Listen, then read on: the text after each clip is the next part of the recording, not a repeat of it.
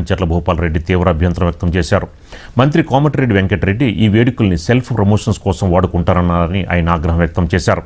ఇన్నాళ్లు పార్టీలకు అతీతంగా సాగిన నిమజ్జన వేడుకలు ఇప్పుడు కాంగ్రెస్ నాయకులు తమ గొప్పలు చెప్పుకోవడానికి ఉపయోగించుకోవడం ప్రజలు గమనిస్తున్నారని అన్నారు.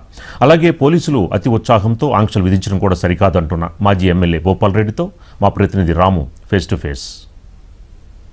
1వ నెంబర్ విగ్రహం వద్ద వినాయక నిమజ్జనం వేడుకల్లో తీవ్ర ఉద్రిక్త పరిస్థితులు నెలకొన్నాయి. మొత్తానికి ఇక్కడ రాజకీయాలు మాట్లాడుతున్నారని చెప్పేసి కొంతమంది బీజేపీ నాయకులు ఆరోపణ చేయడంతో కూడా ఒక్కసారిగా ఉద్రిక్త పరిస్థితి నెలకొనడంతో కూడా వారందరినీ కూడా అరెస్ట్ చేసి వివిధ పోలీస్ స్టేషన్ తరలించిన పరిస్థితి. అయితే కొద్దిసేపటి క్రితం వారిని రిలీజ్ చేయడంతో కూడా 1వ నెంబర్ విగ్రహం వద్ద వినాయక నిమజ్జనం వేడుకలు ప్రారంభమయ్యాయి. అయితే ఈ వేడుకలకు సంబంధించి ఎందుకు ఇలా ఉద్రిక్త పరిస్థితులు నెలకొన్నాయి, గతంలో ఇట్లాంటి ఘటనలు ఎప్పుడు కూడా జరగలేదు, దీనిపై మాట్లాడడానికి మనతో పాటు మాజీ ఎమ్మెల్యే బీఆర్ఎస్ మాజీ ఎమ్మెల్యే కంచర్ల భూపాల్ రెడ్డి ఉన్నారు. అన్న, మీరున్నప్పుడు ఎప్పుడు కూడా ఇటువంటి ఘటనలు చోటు చేసుకోలేదు, ఎందుకు ఇంత ఉద్రిక్త పరిస్థితులు నెలకొన్న కారణాలేంటి? అహంకారము, మస్తి, కొవ్వు.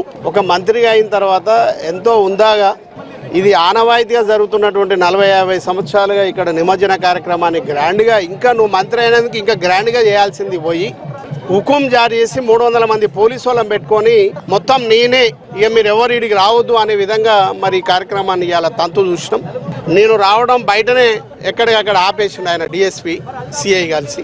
ఇక్కడనేమో అన్ని పార్టీలకు సంబంధించినటువంటి బీజేపీ కానీ మరి అదేవిధంగా కమ్యూనిస్టులు కానీ తర్వాత క్రైస్తవ సోదరులను కానీ మైనార్టీ సోదరులను కానీ ఎవరిని కూడా స్టేజ్ మీద విలువక మరి ఆయన గొప్పలు ఆయన నీతే చెప్పుకుంటున్నాడు. వినాయకుని గురించి వినాయక నిమజ్జనం గురించి చెప్పాలి కానీ ఆయన ఏదో సాధించిన ఆయన ఏదో చేసిన అని మరి ఆయన గొప్పలు చెప్పుకునే ఆలోచన స్టార్ట్ అయిన సందర్భంలో ఇక్కడ ఉన్నటువంటి వాళ్ళు ప్రశ్నించారు, అరే ఇదేం పద్ధతి, ఇప్పుడు కూడా ఇట్లాంటిది జరగలేదు, మరి ఇది వినాయకుని గురించి మాట్లాడాలి కానీ మీరు వ్యక్తిగత నీ డబ్బా కొట్టుకుంటే ఎట్లా అని మరి నాగవర్షిత్ రెడ్డి ప్రశ్నించడం, దానికి వెంటనే మరి 300 మంది పోలీసు డిఎస్పీ గల్లబట్టి ఆయన గుంజుకపోయి అనుకుంటా తిట్టుకుంటా తీసుకుపోయి పోలీస్ స్టేషన్ తీసుకుపోయినటువంటి సందర్భాన్ని మీకు గుర్తు చేస్తున్నా. మరి ఇది కరెక్ట్ విధానం కాదు. ఇది ఎందుకంటే చాలా చరిత్ర ఉంది ఈ యొక్క నెంబర్ 1 విగ్రహానికి.